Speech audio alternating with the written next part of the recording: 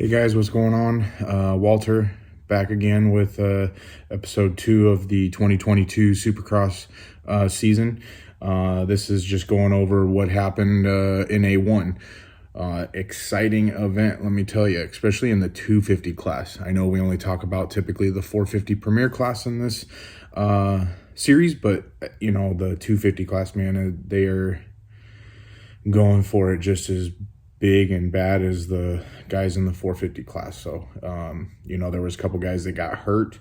That Jalik Swoll that rides for Rockstar Husqvarna, hopefully he's okay and he'll be back soon, because he is a really good kid to watch on the bike. But anyways, on to the 450 class.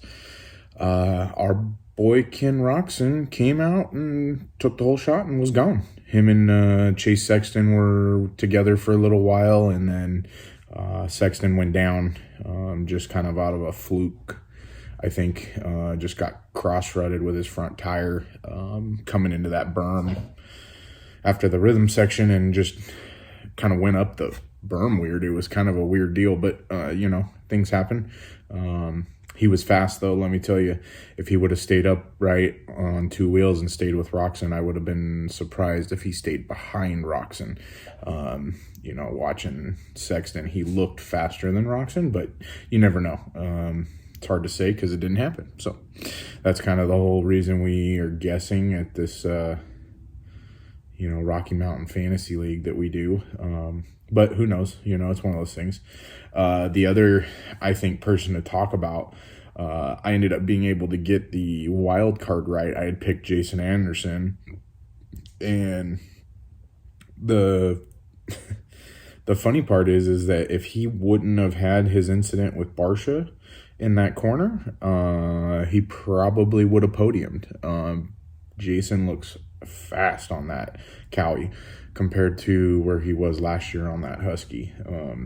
Just opinions of what I saw from A1. You know, Cooper Webb took second, and Cooper just terrible start, but just worked his way through the pack like he always does. So, I mean, kudos for him. He's got the endurance to make his way through the pack. Barsha, same thing, kind of had a crappy start. I would have, you know, of course, because it's A1, I picked Barsha to win A1. One of those things where if you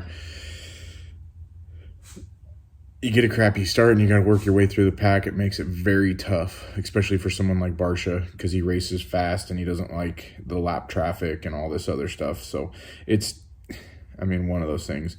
I don't know if you guys saw, but there was a video of Malcolm Stewart and Marvin Musquin getting into it.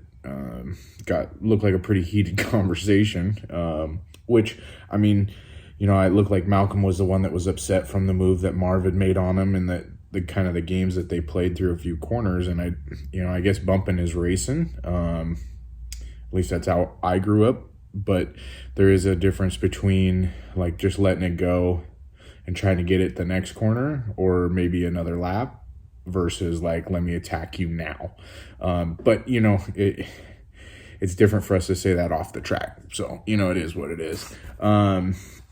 The other big one, you know, to talk about is Tomac on the new Star Yamaha.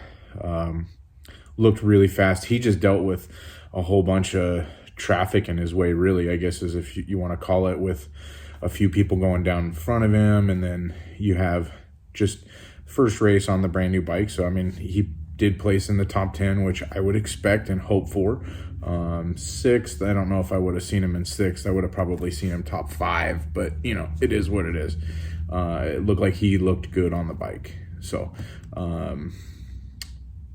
Chase Sexton, impressive ride for him to go out front with Roczen for, I think, probably 4 or 5 laps it was, maybe, to go down, get back on the bike, and then go down. He went down like another half a lap after the first crash, I think through the whoops. Almost caused Malcolm Stewart, I believe, at the time to crash as well through the whoops.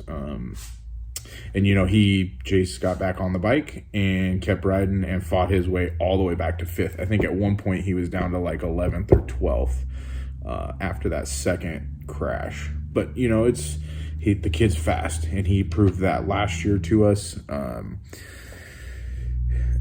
He'll be someone to watch, I guarantee it, through the rest of the year. You know, the other kid that pulled out front immediately was that Adam Cianciarulo on the Monster Energy Kawasaki ride. But it sounded like his shoulder injury was just holding him back. You could tell he faded very quickly into the moto, especially the main event. But yeah, it was just, you know, one of those things. You know, if your body's not right, you're not going to perform well. So it's one of those things. The other thing would be Justin Brayton. He's kind of one of my favorites to watch just because he's such a senior in the sport. And I mean, the kid, I say kid, and he's my age, but the guy just puts on a clinic on how to do stuff on a dirt bike, on a supercross track. It's impressive. Like, if you watch him, it's crazy how, like, fundamentally sound he is on a dirt bike. And that's, I think, why when he was on HRC Honda last year, you see some of that in Chase Sexton, because he took on to that. But that's just kind of my personal opinion. Other than, you know, Kenny just taking the whole shot and taking the whole race, I don't know if there was anybody that really could have kept up with him. I know Kenny kind of backed out of it 3/4 of the moto because he had like an 11-second lead on everybody at one point, I think. So, I mean, it was a good race. It was really fun to watch. Few takeaways would be that I think Chase Sexton's going to be a podium guy pretty much all year if he can keep it on 2 wheels. The other person would be Jason Anderson. Keep an eye on Jason Anderson because I think he will be a podium guy again, like he was in 18 throughout the year. So, you know, it's one of those things. Just wait to see what happens. But we're in Oakland this week. You know, it's an outdoor event again versus being an actual indoor event, so they will have to deal with a little bit of weather, so that always plays a part. But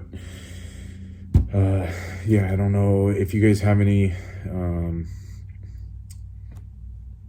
thoughts on this A1, on who you thought was going to do a little bit better. Let us know in the comments, because like the other big one is Dylan Ferrandis. I mean, he ended up in 16th place, and I mean, for being the outdoor motocross champ from last year, that's not a position you should be in. Like, you should be top 10, I would assume, that what your team's going to expect, if not podium position pretty much every race.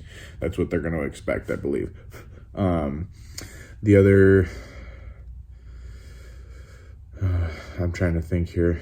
The other big one, you know, I didn't see Dean Wilson. He didn't really perform as expected, but, you know, the nice part is, you know, if you look in this top 5, like Cooper Webb coming off of that Alton Baker program and doing things on his own, at least he did prove to the Red Bull Factory KTM team that he can still do well even if he is, you know, training on his own.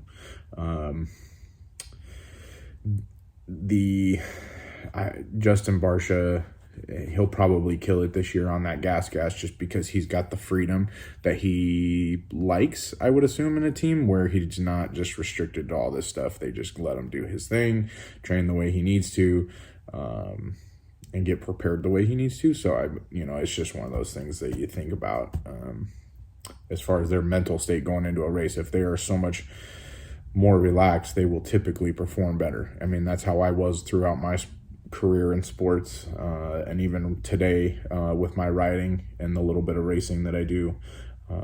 So yeah, like I said, if you have any thoughts on what your predictions for Oakland, I will have a video on my predictions for Oakland here in a couple days. But yeah, thanks for watching, and make sure you hit the subscribe and like button, because that does keep us bringing the videos to you guys and bringing the product to you. So we really appreciate you guys watching and making sure that you guys subscribe. So thank you very much.